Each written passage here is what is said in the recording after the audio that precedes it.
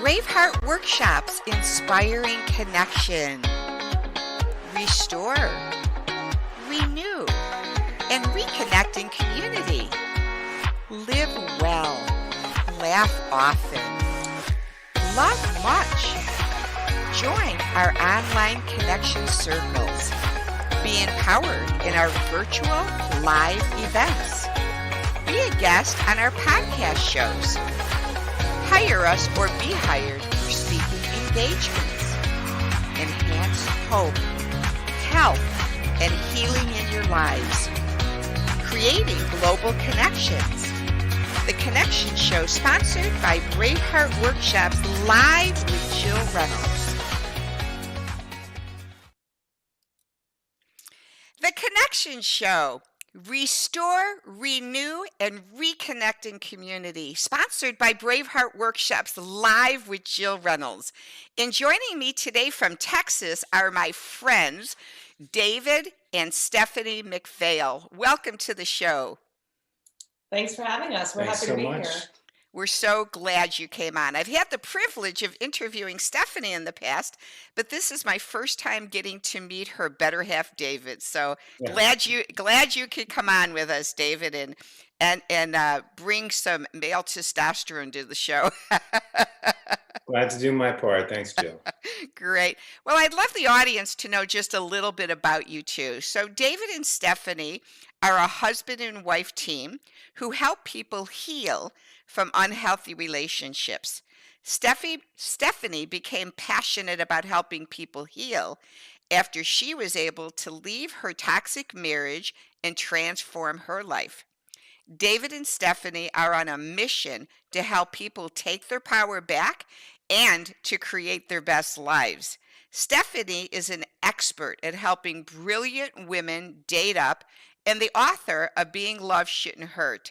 They both coach people on recognizing and overcoming toxic relationships so that you can live your best life now.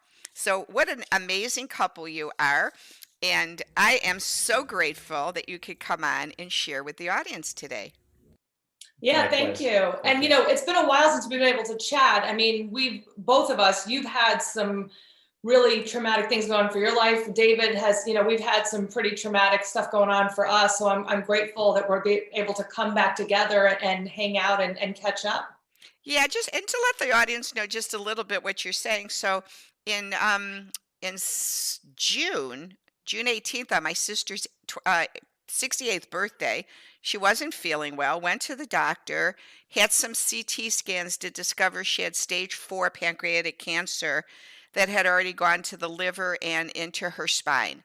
And so we did the family reunion at the end of June, kind of to say our goodbyes. And she said, "What are you guys doing, saying goodbye to me?" And we tried to make it look like a family reunion. And so then I had to cancel all of my retreats this year, but had one in Montana in September. And so I went on my retreat with my husband. And while the first day we got there, I got the phone call from my stepmom that my father, 94, had been taken by ambulance to the hospital. And he was in phenomenal shape. He would go to the gym 3 times a week, do 50 laps in the water, did a whole circuit at 94, and just all of a sudden went to the hospital. So when the event ended, I flew to Chicago and got there, and on September 28th, my sister passed 12 weeks later from her pancreatic cancer, and then 2 days later, my father passed. And while in Chicago, in the day he passed, he was on the 3rd floor of the hospital. That afternoon, I wasn't feeling well, so I went back to the hospital that evening and got admitted into ER to find out that the COVID had gone into my lungs. So I was on the 5th floor the same day my dad died.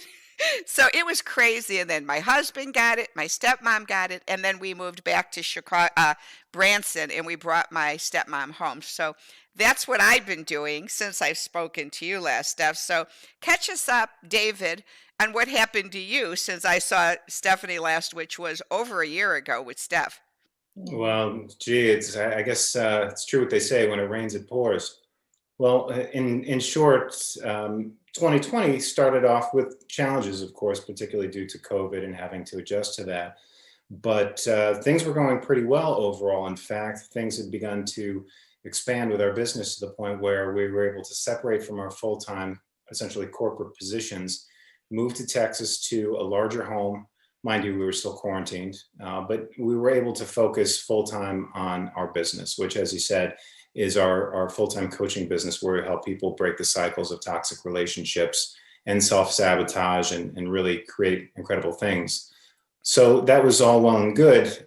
And essentially, we moved down to Texas in June. From where? Where'd you move from?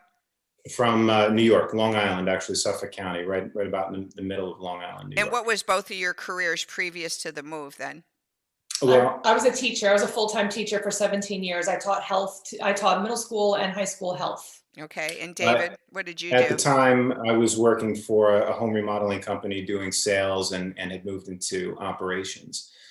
So we had separated from those positions because, to our delight, the business had begun gaining real traction, and we were able to move to a house that was bigger and more affordable and so forth. So long story short, we moved down to Texas in June. Stephanie needed a second refrigerator for all her green smoothie ingredients and so forth.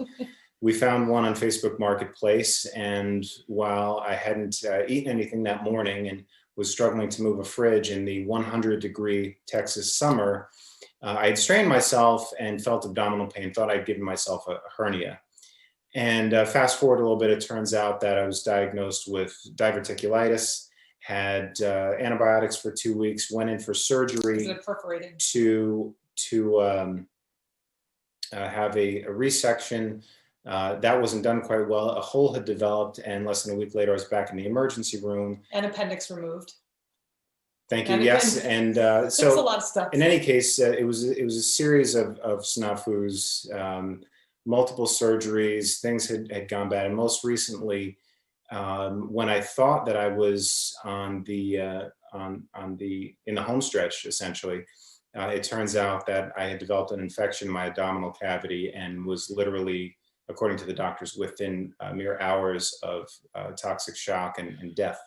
Was it like a sepsis that had set in? Yeah. So it was septic throughout my abdominal cavity, where the previous procedures were done laparoscopically. The surgeon in this final surgery had to cut me open, beard to tail, and wash me out with about 10 liters of water. No leaks in the intestines at that point, but you get the picture. It was very close to death. I spent the following month, actually 32 days, in the hospital. And, I don't necessarily want to go into that whole story, but it was an opportunity for me to reframe my context. It was a paradigm shift, and certainly an opportunity to learn some lessons, not the least of which was gratitude for everything I do have that's wonderful. Certainly not the least of which is Stephanie. Isn't it amazing how those shifts are turn into miracles, where they look like I had David and Steph. I had so many people saying to me, "Oh my gosh, 2020 had to be the worst year ever of your life, and the horror that you went through." And it was really weird because I had such a paradigm shift, like you said, that when I got out of the hospital after 5 days, Larry and I my husband drove in from Branson, and we had to get a 2-bedroom suite in the area of Chicago that the hotel rooms are extraordinarily expensive. The restaurants, the food is triple the price. And so we knew it was going to be a horrific 6 weeks of expenses. And I never, ever asked for help. And I just went online and just did a fundraiser because I knew it was going to be horrible. And I put my budget together and knew it was going to cost right around $8,000 to stay in Chicago for 6 weeks. And I'm like, oh my gosh. And when it's not expected, it's not like, oh, we'll save for this. Believe it or not, I had people who, and Steph, I know you could relate to this because you're connected to thousands of people like I am. I had people who I have no clue who they were that donated $5, $10, and it came out to, I ended up collecting, I think, 7,600 of the 8,000. So when we came home, we didn't have exorbitant American Express bills. But David and Steph, during that time, the thing that I remember that was the coolest was when I came home from the hospital, and Larry and I had to social distance in 2 separate bedrooms because he, at that time, did not yet have COVID, and then he got it. Um, After so many days in this hotel room and going crazy because I couldn't leave the hotel, I couldn't get on the elevator, I was just stuck in this friggin' hotel room. And one night, and David, I'd love to hear where you were at with this. I called out to Larry across the room because he was in his own bedroom, and I said, "Larry, come here. I need you right now." And he had COVID by then, so we could be in the same room. And he came in. I said, "Sit at the side of my bed. I'm ready to jump out the window," in which the window was 3 stories up. I said, "My emotions are going nuts." And I just he sat on the bed, and for an hour and a half, I went into a fetal position and just started calling out, "Daddy, Daddy, I miss you. Gwenny, I miss you." And it was like, ah. And so I just sat there for an hour and a half and got that grief out of my body. And I was able to begin the healing process right away. So, with you being in that hospital for the 32 days or whatever it was alone, did you have similar things occur while you were sick, of like just flashes of healing that were going through your mind and your body? Um, that's a good question, and I respect and appreciate, your having been through what you went through. I don't know if I've been directly asked that question before, and the experience is a little bit difficult to put into words, but essentially I can say yes, there were some really, really dark times when I realized and began to feel that I was really close to death. In fact, I remember the Friday, and I think it was the day of Halloween or the day before Halloween.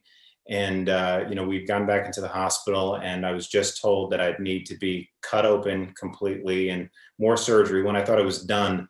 And I just remember watching the sunset through my hospital window and asking myself if it was the last sunset I was going to see. During the time immediately following the surgery and in the weeks thereafter, there were a number of times where it was really dark, really scary for me. When you feel like you want to be making progress, there was definitely that sense of it getting worse before it got better. Day after day, they were sticking more tubes into me. Getting backed up from the pain meds, I wound up needing an NG tube down the nose into the stomach, which was incredibly uncomfortable, to put it lightly. IVs, I had 2 stories worth of pumps on my IV pole with so many tubes coming in and out of me and all that. And it was a really difficult process. There were distinct moments where I was at my wit's end and had those moments where I started a conversation with God, higher power, particularly in those moments where Steph wasn't able to be with me. And, I've had those instances before in life that were really dark, and I had to really humble myself and just be open and try to listen for guidance. And it was difficult for a period of time, and it just reinforces in retrospect the idea that while we often reach a point where we have sort of a status quo, we feel like we've got life pretty well figured out, life tends to give us lessons commensurate with our ability to handle them. And though things have been going great in every other aspect, it became clear to me that I had lessons to learn. And again, gratitude for what I have was one of the big ones. And another one was really a sense that I needed to redouble my efforts in being of service to others, to help people overcome their own difficulties in these really dark places, because I'm fairly certain that's why I've been called to go through it myself. And you might agree, it's, we have a different ability to be of service to others when we have the empathy and compassion born from having gone through many of the same things that those we serve have gone through. So it was difficult, but I feel confident that it had a purpose. I'm still processing it in some ways, still trying to wrap my head around why all this had to happen for an otherwise quite healthy, maybe not Olympian level health, but quite healthy 45-year-old man, no pre-existing conditions, no need for prescriptions or anything like that, to have had this curveball come along. But I also realize that there isn't much purpose in focusing on the past and asking questions that really aren't leading me forward. I try to Well, and focus I think on. even just surrendering to that pain level, the pain level. You know, I'm the kind of person, Steph and David, that I've been able to handle some horrific trauma in my life, horrific, like off the chart, where even one therapist said she had never met anyone who lived in such a traumatized family as I had lived in. So I've been able to overcome enormous amounts of trauma. The physical pain is such a whole different level. And there's to that point where when that pain in your body is so bad, and I call it the 20 to 30 pain, not the 10. Because Mm. I can handle, believe it or not, I can handle 10 pain. That I can deal with. I'm strong as a bull. But when I get to that 20, 30 pain, I just really want to jump off a cliff and I want to call out to God, please, would you take me home? I don't want to be here like this. I can't live one more day in this excruciating pain. Because I was in a major car accident where I was leaning inside of my car, standing outside, leaning in, pulling a suitcase in at O'Hare Airport. And as my back was bent and I was leaning in with my feet grounded, a car going 30 miles an hour smashed into my open car and flew me to the left. And my body was flying to the left at 30 miles an hour as my feet were on the ground. And so I had to have two new knees and a new hip, and my spine was damaged. And the first surgery I had was 3 days later, I got a cellulitis and staph infection, and the pain was like a 30. My leg was so bright red, you could hardly even touch it. And the pain was horrific with 6 months of antibiotics. And so I get it, David. When that pain is so bad, your mind can't function. Your brain can't comprehend that much pain. There is a point where you sort of disconnect in a way. And Mhm. I think that that's necessary, and I think there's a purpose for it. But far be it from me. I mean, I don't claim to have all this figured out. But, again, Steph was my biggest advocate, my biggest source of comfort. And one of the things that she repeated to me was, remember, this too shall pass. And, again, I felt that level 10 pain where I'm literally crying out for my mother, and, it's difficult in the moments. But again, there's gratitude in retrospect, certainly presently And thinking just that about. hope that you're going to come back home to the woman of your life that you love and your amazing children. Absolutely. Yeah. Absolutely. That's what got me through it. Yeah. So I love the picture of the two of you in the back with your wedding, and it's just been, what was your wedding date, Stephanie? What's your wedding date? July 31st. July 31st. And how many years now are you married? Do you remember? 2015. Yeah. So Yeah, it's been a 2015. little over 5 Five years. and a half years, yeah. 5.5 years. One of the things my son and his wife did, I think on was it their 10th anniversary? So I guess I'm looking at your picture. That's why is my daughter-in-law still is in the same size she was when she got married, believe it or not, after 3 kids. And she had her wedding dress and it was their anniversary. So she put her wedding dress on and Jeremy put a suit on and she dressed the 3 kids up and they went out to dinner to celebrate their anniversary dressed in their wedding attire. It was That's cute. awesome. But That's it reminds me because I'm looking at your beautiful picture. So, Steph, I know that we've thank you. given David a space because I felt like I really needed to connect with him today, especially because I followed your journey, David, and was praying diligently for God to heal you and restore you. And Stephanie is just got a special place in my heart because David, had the privilege in 1992 when insurance companies used to cover you for codependency. I had the privilege of going into a treatment center for 30 days and do intensive around the clock treatment for codependency. So when Steph and I met and I knew her journey, I shared with her that after coming out of treatment, I started my own Codependence Anonymous meetings in Chicago, which got up to 100 people, and I had the privilege of sponsoring over 50 women in recovery. So Wow. when I met Steph, we had an immediate connection, huh, Steph? Of course. Yeah, Yeah. definitely. We've been through our stuff, huh? Yeah, so take us, Stephanie, because you're the one that first got involved with this before David. Take us a little on your journey of what led you into healing from codependency and what that journey looked like so the audience knows.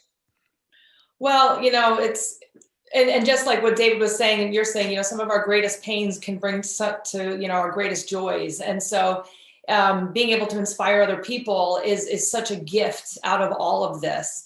I started off with just picking out really horrible partners. I was not very good at understanding what love actually was supposed to feel like. So when love felt uncomfortable, when it felt anxiety provoking and stressful, then that was love to me. So I would kind of lean in more and try to make them love me more. So that was kind of my thing. My first long-term relationship was 7.5 years. It was good for about 2. And then things got bad when his father got sick and passed away, and he never came back to the person he was before.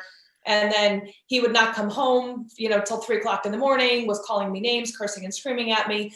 And finally, one day, I decided to throw him out after the cops were called at 3 in the morning when he had not come home again, and then was accusing me of cheating on him. And, whatever. The police officer that came in the room said, "Hey, these are supposed to be the best years of your life. You should leave this relationship." I was 27.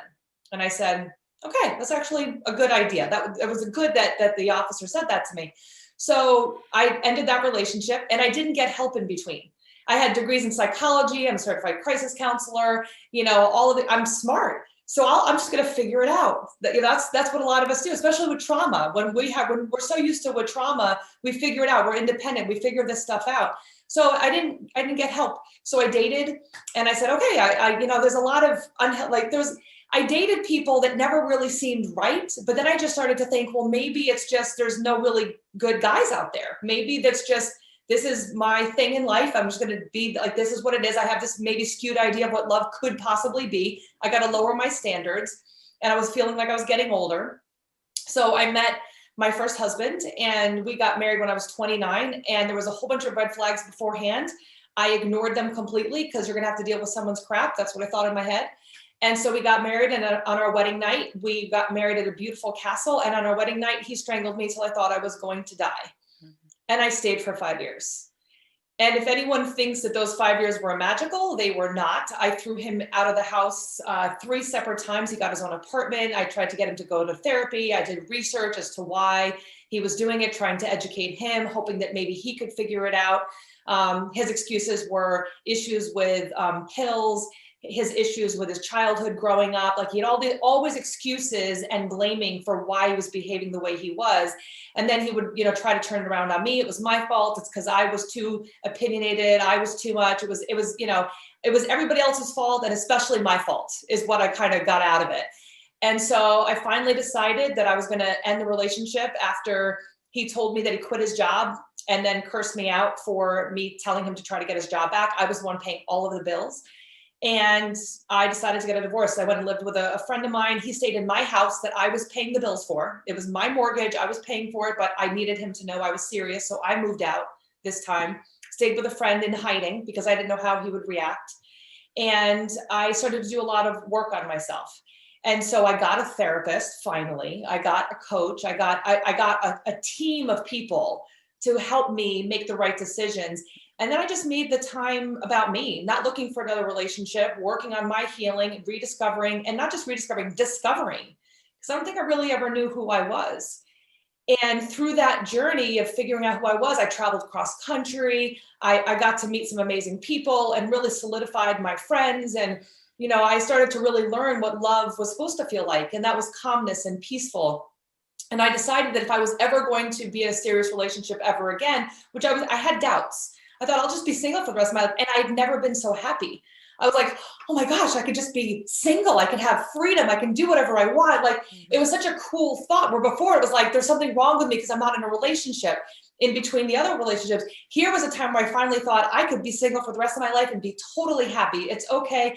I grieved the possibility of not having children because that's something that I did want. But I said, you know what, this is just not this lifetime. It's just not going to happen. And when I fully felt really committed to that, I met this guy. And so pause on that. So you're at this level now, and now you meet David. So we'll pause on you for a second. And now, David, catch us up. Because I forgot to say to you guys, this is called the Connection Show. So one of the things I've been doing, Stephanie, since I met you last, is I've been having a great time of connecting dots backwards to forwards. So we're going to pause on Stephanie. So David, catch us up. Go back in your life. And what was your life like, maybe growing up and dating or marriages before? So catch us up to before you met Stephanie. Thanks, Jill. Well, it started off at a young age. I have memories of a sense beyond words that life was a magical adventure, that it was meant to be enjoyed. I had a sense of a lot of love in my heart and felt that people should be connected on a deep level. And that faded pretty quickly when I was indoctrinated into the Western way of thinking, raised by a father who was emotionally absent. And it was basically just about growing up, trying your hardest, getting a good job. And I really wasn't exposed to ideas about the possibilities of life, the potential. So there was a long period of time where I felt disconnected, apathetic, without a sense of purpose or passion. And that led me in my teen years to engage in escapist behavior, all manner of things to seek out some little bit of comfort, because I figured that that's all I could possibly get. You know, my dreams as a child of having an exquisite life were pretty much gone. It just never fit, never felt right. And I spiraled into anxiety and what became a persistent, deep, in fact, suicidal depression. I spent my 16th birthday in a mental hospital for suicidal depression. And it was a difficult road for a long time. I was in relationships that were generally superficial.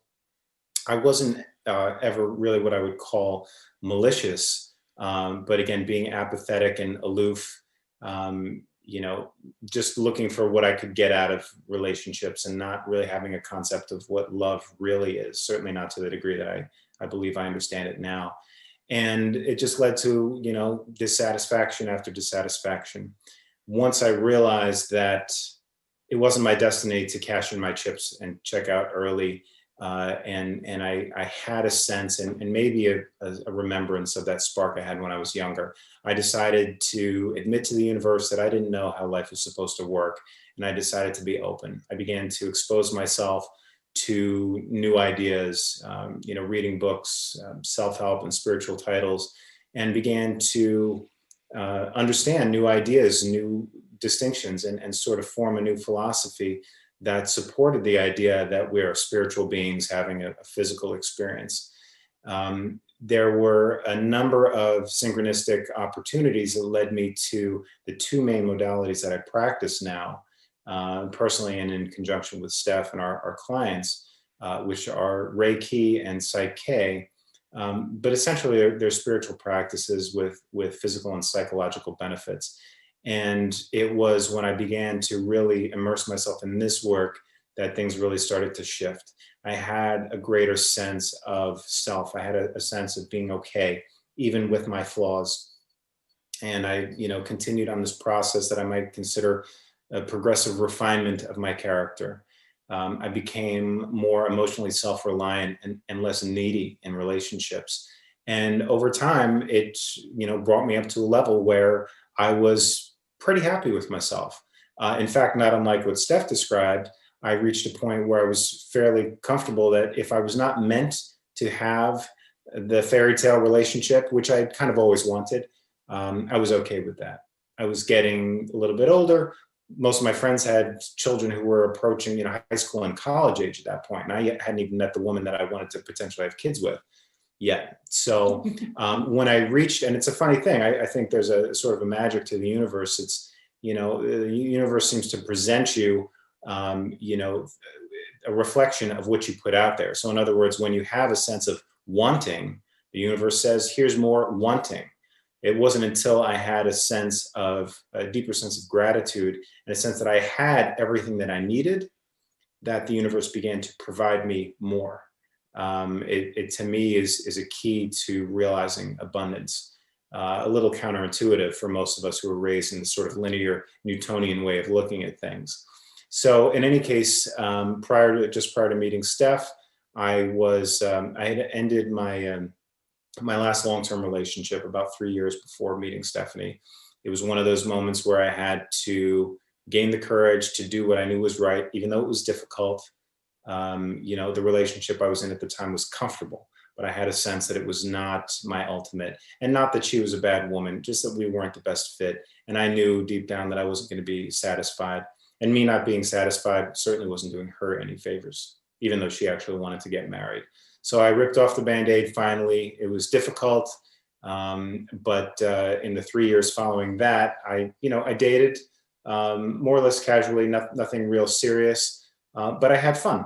I had fun. I had enjoyable relationships, good interactions. And again, it was when I met Steph that I got to put all my wisdom into practice. Well, It was it's funny because when you get to a place in your life where you can surrender to the things that you think you want, and then you go, like, you both got to a place where you said, I'll be fine if I'm single. And I too remember those days that I went for years just like praying to God, please bring me a spouse, please bring me a spouse. Finally, I remember taking a walk one day and said, if I never find one, I think I'll be okay. Like, I'll be okay. Like, I'm getting into my 40s. I've never been married, blah, blah, blah. And I'm like, I did it the opposite, David. I got pregnant at 28 and had a son out of wedlock. So I already had the child, and I had gotten to be, there was those times, that I felt like, oh, I want a husband. I want a husband. So my son will have a father that he can connect with. And then I got to a place where I was like, he's developing well, he's assimilating well. I kind of like the fact I have no one else to have to deal with except me and my son. And like, there's no fighting. It's like we're getting along. And so I just got to a place of surrender and not expecting. And then I went to a codependency retreat weekend, and there was Larry. And I of all looked the over, places. at a Of all the codependency places. retreat weekend, I met him, right? Of Well, all it places. is funny, and I've heard innumerable times before that when you stop looking, right, that's when you'll find the person. Yeah. And I thought, yeah, that's cute and kitschy and whatever, but it turned out to be true. And what I found was interesting is that like I said, when I met Stephanie, I had the opportunity to put everything, all these little pieces of mindset into practice. I found, and I kind of describe it now as she and I had, prior to meeting one another, each done the work to become more emotionally self-reliant. So we didn't need to be in a relationship. There wasn't that sense of neediness. And because all that work was done, when she and I met, it was simply chemistry. It was difficult to fight. Mind you, she fought it for a little bit because she was still, a little skeptical, a little wary of losing her independence, or the perception that she might. Interestingly, it turns out that, being together actually gives us each more sense of independence. So but I almost broke up with him 3 times, where Yeah. he was driving almost an hour and a half to come and visit me every time we would meet. And I'd say, okay, you know what? I really like my independence too much. I'm just going to break up with him because he's a really good guy. I don't want to break his heart. I'm not sure where this is going to go. Because to me, relationships before that always meant losing something. So the key piece for me was recognizing that I had to be willing to let go of all of it. And I often think of the quote from Star Wars where Yoda says to Luke, you must train yourself to let go of everything you fear to lose. It wasn't long after she and I met and started dating that I had a sense, wow, this might be the one. Again, she was totally upfront, which I could totally respect. She said, look, I'm dating someone else. He's also a really nice guy. I'm not sure if I want to settle down. And I said to her, again, there were moments where I'm like, okay, let me swallow any little bit. There's no pride, not much pride to swallow, but let me, temper my fear here and say, you know what? And it was genuine. And I said, you know what? I got clear with myself, and I said to her, you know what? I'm just grateful for the time that we have together. Whatever happens, and that's fine. And I took the pressure off of her. And what's coming to me, and this could just be just a fluke, but there's this intuitiveness to Steph, just kind of knowing you a little bit. I can envision you on this side, David, that's like really wanting this, and Steph's that's apprehensive. that the excuses that come in then, because a lot of times, even though we try to surrender and we let go, there's always those thoughts that come into mind for excuses. So I can just envision stuff you going, this might be geographically undesirable, this hour and a half, and that's probably my red flag saying, should I go forward? Because we live an hour and a half apart. So I could just envision this, like, I got to weigh this out. Is this worth the hour and a half drive?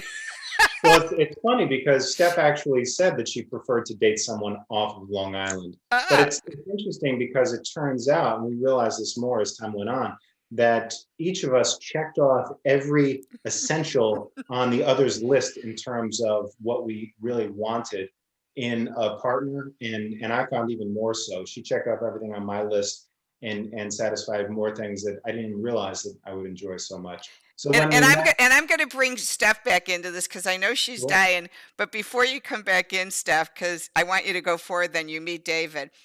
But I'd love to find this out. Is when you have that list, because I did the exact same thing, Steph. I had my list because now I'm like 44. I was 38 years old when I met Larry. 38. I'm 37. 38, 39, right around there. So I had my list, and my list was he had to be a Christian, he had to be in therapy, working in his own crap because I didn't want to fix him.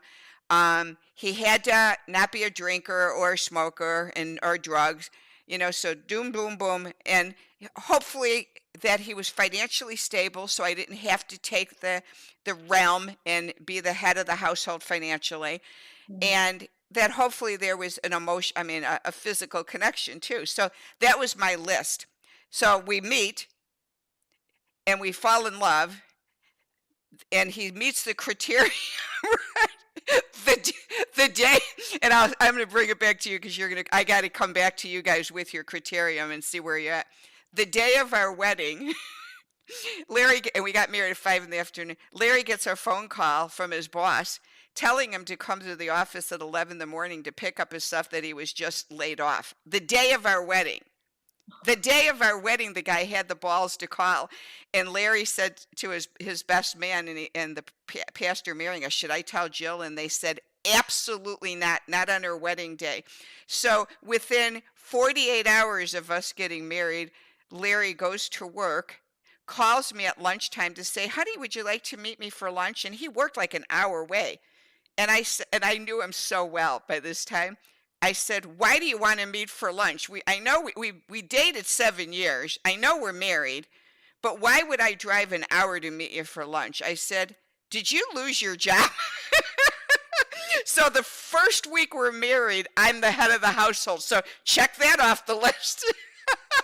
So take off, Steph. I know you're dying that you meet David. Well, yeah, I met David and it was the same kind of thing where we met online and I saw him and he had a picture of him holding his guitar. And that was one of the things I wanted. I wanted a musician. So of course, cute guy with a guitar, of course that brings in a little bit. And I read his profile and it literally checks off everything. And it talks about him being spiritual and him being a Reiki master and all these things. I'm like, these are all things that were kind of on my list. These are things that I wanted. And so we started talking. I reached out to him first. We started talking and then we just almost couldn't get off the phone. And it was like a Friday night and I was meeting some friends out. And I said, and I'm like, I gotta go. But I had this feeling like I didn't want to end the conversation with him, which was not normal because normally I would be like, oh, I got plans, I gotta go and say goodbye. But the whole night when I was out with my friends, I kept talking about this guy I hadn't even met yet. And so then I came home and then we talked again for a little while. And it was a full week because we had to figure out when we were going to meet each other. And I said to him, I have a date tomorrow. And he's like, that's fine. I don't care. It won't work out. And I was like, oh, this guy's got some guts there. Did I say that? Yeah, he was right. The guy was awful. It was like a terrible date, but it was just funny how that worked out. And I had this kind of sense of pulling and feeling like there was something. And I think more for me, what the distance really wasn't. I liked that he was further away. I liked that he was different and further out because I had dated someone prior to him that was from Montana. And that was the reality that I needed someone not from Long Island. I needed someone who was very different from the normal people that were in my sphere of influence. So, I saw all the things. So we decided to actually meet up and I was like, all right, this guy checks off a lot of the different things. But I think for me, there was a little bit of a fear of, again, losing my independence. Like if this guy seems really great, what if he does what the other guys do? And he says everything that I want to hear, and that ends up not being who he really is. And then I fall in love with him, and she like does like a swap and becomes the real him. Then I'm going to be stuck with this guy that I'll have strong feelings for, and so I was scared. I was really scared. And so part of it was like, what if he's not? But there was also fear, what if he is? What if he is all those great things? Am I ready to give up my freedom to have this guy be my forever and have children and do the whole thing? Like we joke around. He made a comment, we were dating for like a month or so, and he says, you and I would make really beautiful children. And I was like, come on. I was like, I've had so many guys say that to me, of course, and I was just like, totally like. It wasn't meant to be a line. Yeah, I was like a line. Well, he's right. We have beautiful children, but he was talking about it pretty soon, like feeling all those feelings.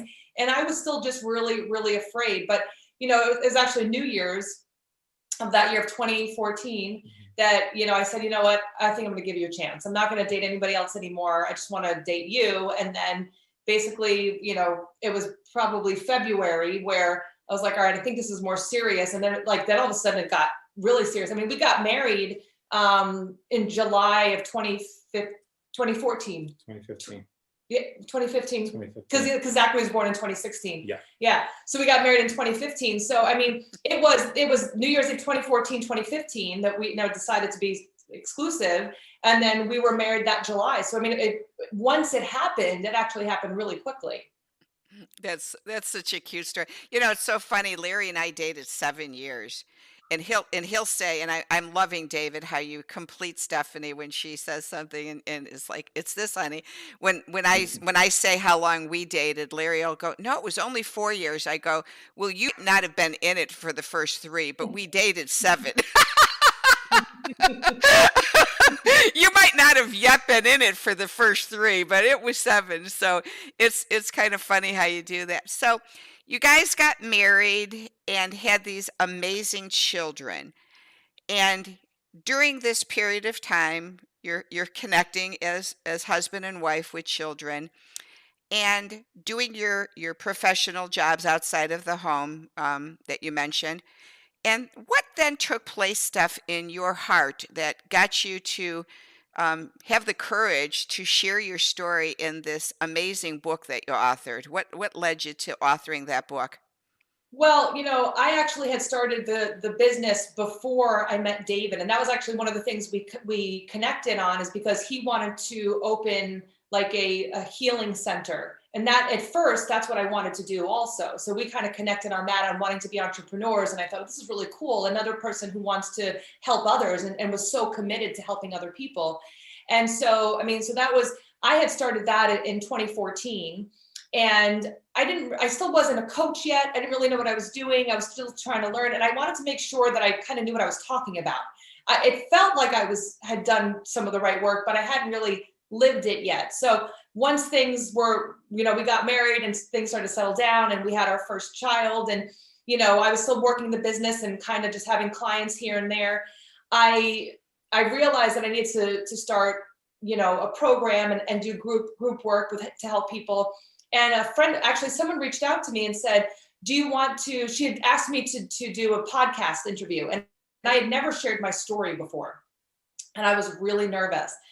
So I said, you know what, I'm just going to do it, because I like to do things that make me uncomfortable. That's how you learn and grow. So if something makes me uncomfortable, that's what I have to go do next. So she said, you want to do it? I said, not at all, but yes, let me just do it. So I did the podcast interview and it worked out really well, except for like the day before, because I was sharing, my ex-husband reached out and said, don't you dare do this interview. I'm going to sue you. Like it was kind of a big thing, but I said, you know what, forget it. I'm going to just do it anyway. I called my sister, who's a lawyer. I said, what legal, issues do I have to be concerned about? And so I talked to my lawyers and everything. Let me just do it. So I did it. He wasn't happy about it and did, try to go on to legal things after that, which he had no leg to stand on. But after that podcaster sent me a message and said, hey, I'm compiling a book with a whole bunch of different authors sharing their story. Do you want to be a part of that book? And so I called up my best friend, who's a #1 best-selling author. And I said, hey, Brooke, what should I do? She said, well, you got to write your own book. And I said, yeah, but I'm scared. I don't really know if I want to. It's overwhelming. It's too much. He's like, nah, you just have to do it. By the time the cost of writing your own book versus being a part of somebody else's book, you're the author, you have to do it. And I said, but I really don't want to share my story. Like, I really had this pushing like against doing it. And I hung up with her and I said, fine, like I'm being called to it. I just have to just do it. So after that, like, I think I decided to do the book, and I started getting phone calls because the podcast actually aired, and people that I didn't like, that I knew, but I didn't know intimate details of their lives, started reaching out to me and saying, oh my gosh, thank you so much for sharing. Then they started sharing with me all sorts of like horrible things that had happened to them, things that they had overcome, and thanking me for sharing my story because it gave them the power to share their own. And so these things started happening. I said, okay, I really have to write this book. So I wrote my book in 2018. I was pregnant with Sophie, our daughter, our second child, and I was just in creation mode. So I was creating a baby and creating my book and refining my coaching and my group coaching and all that kind of stuff. And basically 2018, right around Sophie was born, some of my first videos after actually having coaching clients, I started with them when I was pregnant. And then I would come to Facebook Lives holding the baby because she wanted to be held and not put down. So I would just have her in my little pouch, and Sophie was part of the girls, and we were helping out. And so I had my first book published in 2018. And then my second book, my workbook to my first book, I actually did it in 2019, but I didn't actually publish it until April of last year.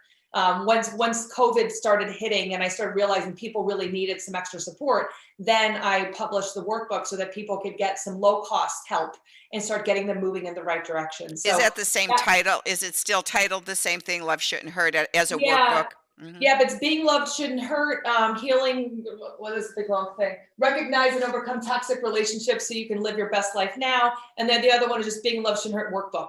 And they're both available on Amazon if anybody wanted to purchase them. It's a quick read. People always tell me, and it was done on purpose. I wanted it to be a quick read because my intention was for it to be able to be a part of like a domestic violence shelter, people of all different education levels. I wanted it to be accessible. So it's a quick, easy read. Wording is used specifically to make it, comfortable for anyone. And to just inspire, to just let people know, no matter how bad it is, you can actually create the best life now, as long as you get committed to actually creating it. I mean, we say to clients all the time, had I not made the commitment to go through really scary times and the fearful times of leaving my ex-husband and making a plan and doing all of that stuff, had I not done that work, I wouldn't have met David. I wouldn't be sitting here with you or any of my clients. I wouldn't have done that. And I know that for many of the people that we work with, had they not decided to work with us, they too would stay stuck in those toxic relationships. And what a misuse of life to not share the gift that you were put here to do. I mean, that to me is what's tragic. I wouldn't be able to give back all the beauty that I got to learn from all of the stressful, terrible things that happened. So, I mean, it's, that gratitude is huge. And so the book is there to just share with everybody. So David, then, you're married to this amazing woman. You've got these beautiful children that were brought into your life, and you're doing your outside business, your Reiki too. At what point then did you feel the calling that you were supposed to join the team and team with Stephanie? Because she had gotten a name all by herself where people were really recognizing her. She's on the cover, her book's becoming #1, and she's got her own coaching going. And so when did you have this calling, hey, let's team together and do this together as husband and wife? Well, even when we first met and I first started looking at her online dating profile, I had a sense that we had a lot of similarities, a lot of things in common, a common vision and a real heartfelt interest to be of service to others. I had been seeing occasional clients on my own, and that continued to some degree after she and I had gotten together. But for a period of time, because I was working full time at a corporate job, I was just taking clients here and there. Occasionally, she would refer clients of hers, to me for a Reiki session or a PSYCH-K session. And there was a while where I just kind of felt like, the relationship, that she's the relationship expert. She's got it's primarily women. In fact, it might have been completely women at that point. But while, I felt like that's her thing. I didn't really feel that it resonated with me or that I connected with it, because my approach was, not specifically focusing on relationships or healing from toxic relationships. It's just about whatever's holding you back. Let's work on healing that. So for a while, I kind of said, you do your thing. And even though we had talked about, having a wellness center or some sort of business working together, I was like, if you want to just send me occasional clients, whatever, that's fine. I didn't have much time to put into it. And it was really towards the beginning of last year, when right around the time where I separated from my corporate position, was around February. COVID hit shortly thereafter. Being a high school health teacher, with COVID hitting, she was able to work remotely, teaching from home. So we're both home basically at that point. And she had actually made a decision to invest in some coaching to help grow the business.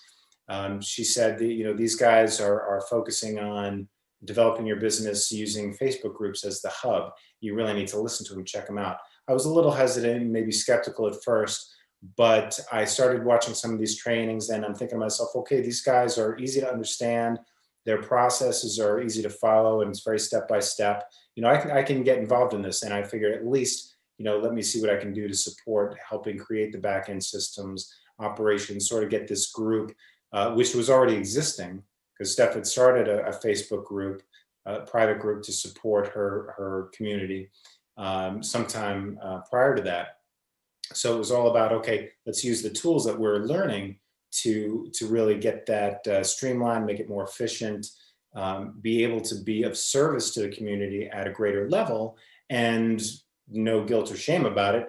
Quite frankly, be able to make some good money and allow this to become, at the very least, a good supplemental source of income. So you were the backbone for that operational technology, digging in, learning about how to enhance that marketing, to bring that to the table as a team. Well, Steph had started out doing it, and she's very capable, but it seems to be something that I don't want to say I'm necessarily better at, but I think I have more of an affinity for.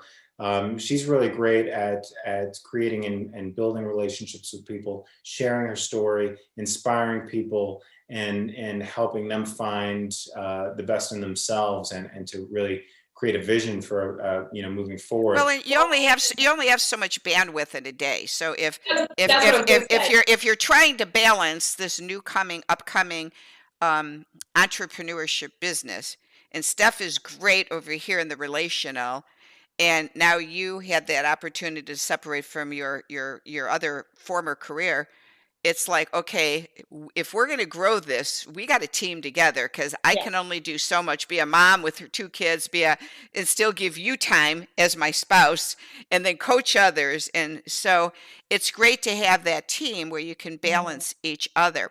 Well, for time-wise, guys, what I'd love to do, because we can't give away all your secrets, I'd love for you guys to just kind of give just a couple of minutes now to tell the audience how I'm going to show your bio. In fact, let me show your bio real quick so that they know who you are. So this is David and Steph's bio.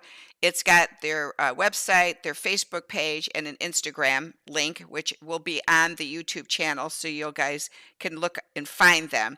So now that you know how to find them, Steph and David, could you kind of come to a heading here of what service do you offer now that someone who's heard your story, men and women, that they can reach out to you to kind of connect with you for some of these amazing coaching sessions you guys do? So I offer one-on-one coaching sessions where we really dig down into how people got into this place to begin with, and then we come up with really concrete tools of what they can do specifically to move forward from here on out. Like, what's their homework assignment from here? David does, Reiki. PSYCH-K is really the thing he uses a lot with our clients. One-on-one video sessions with him, and he really helps people break down like where their negative subconscious beliefs are and how to really change those negative subconscious beliefs through PSYCH-K, which he goes into very good detail about. But then we also offer group programs. So we have an 8-week group coaching program that we offer for people that really want to get intensive. Like they want to really jump in, they want a complete like reset transformation.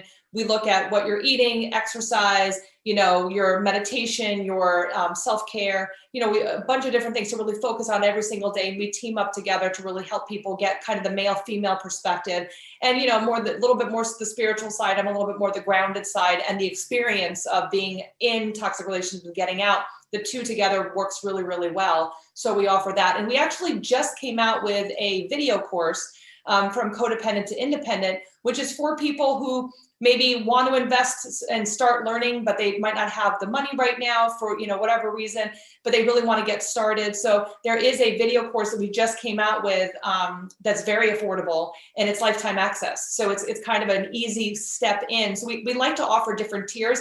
And then of course we do have our private Facebook group, Being Loved Shouldn't Hurt, where we go live every Thursday at 9:30 p.m. Eastern Standard Time and just share information.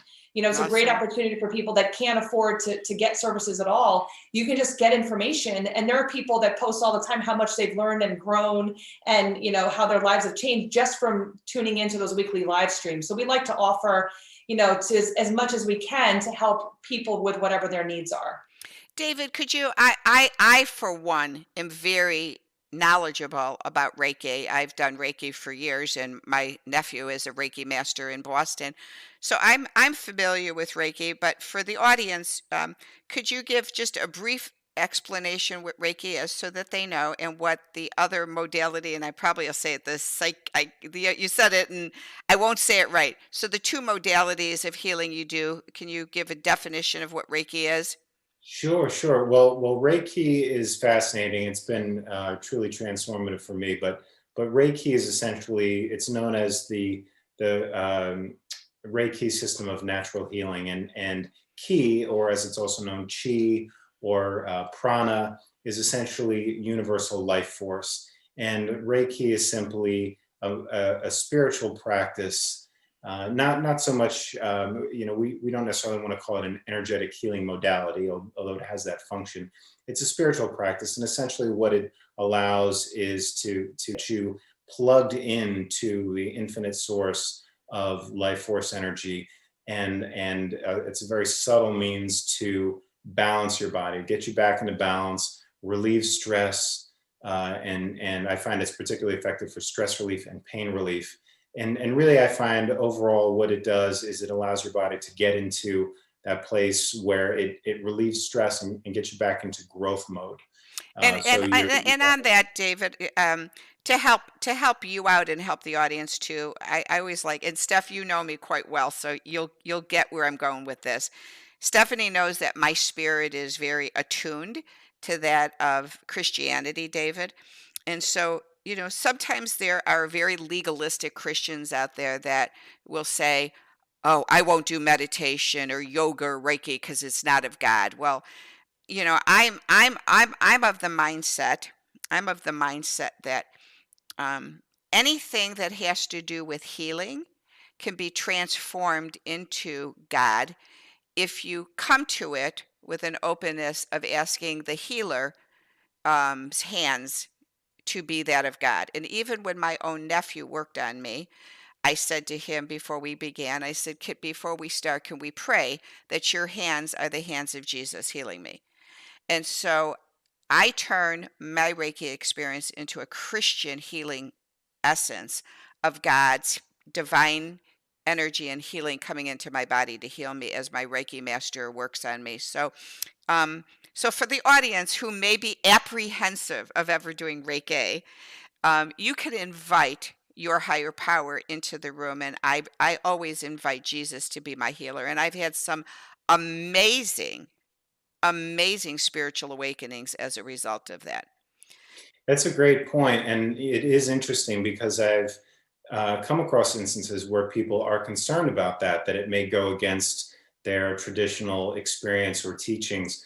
I like to think of one of the things my grandmother taught, and I was raised Christian on her lineage. She essentially said, there are as many ways to the top of the mountain as there are people to walk. And, I've also kind of wondered, particularly for those people who adhere to a certain dogmatic viewpoint. Well, if God is really omnipotent and all powerful and everywhere, then there is, technically speaking, nothing that God is not. And, I think that my personal viewpoint, while I don't necessarily subscribe to a particular religion, I feel like that we're in a sense each cells in the body of God. If we're created in His image and likeness, then we can be vessels for that. We can do God's work. God's work can be done through us. And essentially for people who are concerned about it, I think everyone has their own interpretation. And I think what matters more is that you find a way to healing, whatever you want to call it. Find a way that works for you. And what's the other modality then that you do that I'm not familiar with? Sure. Well, that's PSYCH-K, which is. Can you spell that so I understand? It's PSYCH-K. It's pronounced PSYCH-K. Mm-hmm. And essentially it's in the group of what we refer to as energy psychology, but it's a method of high-speed mindset change. It's a blend of ancient mind-body wisdom and cutting-edge understanding in neuroscience that allows, based on the understanding that our lives are a function of what we focus on a daily basis. Most of that is driven by subconscious programming that we receive from a very young age. PSYCH-K is simply information and tools that allows us to access the subconscious and transform disempowering beliefs that affect every area of our lives into ones that empower us. And while people might seek help through traditional talk-based psychotherapy and spend years on the therapist's couch getting a lot of clarity and insight into the origin of their dysfunction and why they should forgive their parents and why they should be kinder to themselves and so forth, generally speaking, that doesn't have the results that we want because we're talking to the conscious part of the mind. The subconscious needs to be transformed, and PSYCH-K allows us to access that quickly, easily, and quite frankly, more or less painlessly, transform those subconscious beliefs. And the great thing about this is it's not an exercise in wishful thinking or affirmations. You will viscerally feel a shift. And whether it's self-esteem, your view about yourself, what you're worthy of, what you're capable of, and what the world is about, personal power, even spirituality, your beliefs about a higher power and your connection to it, your beliefs about relationships, finances, physical and mental health and wellness, how you process grief and loss, literally any area of life is affected by your beliefs about it. So, just one quick example, if I can, say, for example, self-esteem is one of the core things that we always come down to. Healthy self-esteem is such a critical factor in living a good life. And say if as a child you were told you're not capable of much, you're not smart enough, you're not pretty enough, you'll never succeed, your life as an adult is going to be shaped by that. So with PSYCH-K, we can literally go in and create a program that affirms essentially, for example, I am worthy and deserving of all the best life has to offer. Mm-hmm. So it's doing that shift. You're doing that shift. You make a shift and you feel a difference. Mm-hmm. And literally it takes 2 to 5 minutes to transform a belief you might have had your whole life. And your subconscious beliefs precede everything, how you perceive the world, and most importantly, your habits of thinking, of feeling, and of behaving. And of course, our habits of behavior are what largely determine our results in life. Yeah. When you shift at a fundamental level like this, like PSYCH-K allows, everything can change. And we see it all the time with our clients, which is part of the reason why Steph and I have integrated this. She helps people get clear on the vision, get clear on, self-honesty, where you're at right now, a vision of where you want to be in the future. And then PSYCH-K can act as the bridge to make that present. And it's phenomenal. It's really incredible. Well, thank you for sharing those two, because I really wanted, before we hopped off, for the audience to know more thoroughly, because we grasped what Steph's doing with the codependency and the group and the coaching, but I wanted to give you that opportunity. So thank you, Joe. 2021 has shifted for the Connection Show as well. In 2020, we had to shift from live events all over the globe to amazing places. I know Stephanie had the chance and the opportunity to go to Costa Rica before all the COVID hit. And so last year, we were all about restore, renewing, and reconnecting in this new world of COVID. And this year, there's a shift at the Connection Show where that's why I invited you guys to come on. And our shift this year is that of hope, health, and healing. So I had a vision from God that the world and the universe that I am living in and we are living in really needs to shift to that of hope, health, and healing. And so I have felt led, and I'm hoping that we'll have more because I'm unfortunately I'm full right now with my guest speakers, but I'm hoping that they'll continue to grow because I'd love to have you guys part of it. So we are actually announcing today that we are going to do a virtual event, my first virtual event, which I'm really scared to do because I'm a in-person person. I'm an in-person person. So it's going to be my first virtual event that will last about 5 hours with some amazing guests. And each one of our guest speakers will choose which topic they want, either on hope. And I look at hope as, I look at the universal definitions and then I look at the biblical. So to me, hope is to cherish a desire with anticipation, to want something to happen to be true, like you're hoping for a promotion or you're desiring something to obtain. But the Bible, hope is the confident expectation of what God has promised, and its strength is in his faithfulness. So I just love the hope of God and what he can do in our lives and what we hope for. And then there's health. There is health. What does health mean to you? And so I'm going to have all this on my website. I won't take the remainder. And then healing. So I look at health as the physical health of our bodies, but I look at healing as the body mind. Like when you get to that mind of healing and wholeness. So I just have this vision that the hope is that spiritual awakening, that hope that we have. The health is within our body and then the healing is healing that mind so that we can be whole. So I'm getting goosebumps because I have this vision of what the world needs right now is hope, health, and healing, because we've had so much manifestations of disconnect that I'm just feeling that this can be the hope of the world. What is the hope of the world? And it doesn't matter anymore. I mean, Steph, I know you and I have opposite polarized feelings politically, but I love you with all my heart. You are an amazing woman. And, God's just filled my heart that I don't care what you believe. I care more about who you are as a human being. And I just hope that this year we can have some restoration of that, not caring what someone else believes. And then we disconnect from them or we push them away because they're not in the same circle as we are in. And I just want unity. I want love. I want connection. And I just want hope. So I hear you.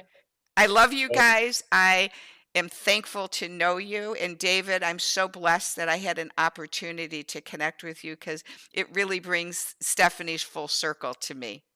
Likewise, Jill. Thank you so much for having me on. Well, thank you everyone for joining us. So connect please with David and Stephanie and join us March 12th. You'll be getting my website will hopefully have it posted soon. And also join us 3 times a month on Connection Circles. Thanks again, you guys. We love you so very much. Thanks, Jill. Bye-bye now. Thanks for joining us on The Connection Show. Let's connect now. Let's restore, renew, and reconnect in community. Enhance connection in our online Connection Circles. It's a place to meet up, gather, and feel welcomed. To join us, go to braveheartworkshops.com. Click on the Books Podcast tab and then the Connection Circles drop-down. On the pop-up, join our Connection Circles Facebook group. Our circles meet from 8 to 9:30 p.m. Eastern Standard Time. Share story, topics, and laughter with men and women. To learn more about Connection Circles, go to braveheartworkshops.com. Thanks for joining us on the Connection Show, and have a great day.